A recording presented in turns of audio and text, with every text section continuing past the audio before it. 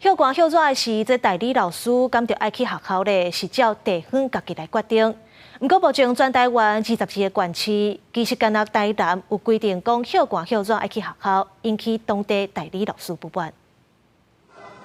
全国的中小学准备要休寒，最近教师真济的社群就咧讨论，代理老师休寒的时，敢有需要到学校？有几两位台南的代理老师就讲，因们哪项要求爱到学校，搁爱比较行政人员出勤的日期。但现在台南市政府是完全直接要求代理教师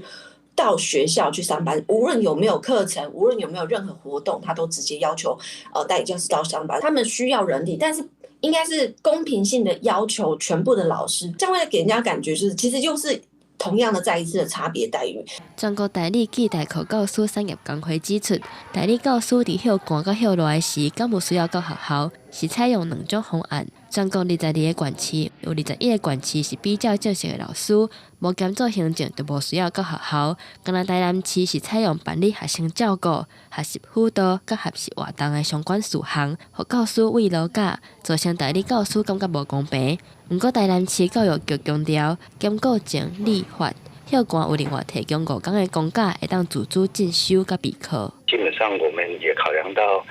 假期期间，我们学校校长他也期待有一些人力需求，那么休息的时间，那我们给慰劳假，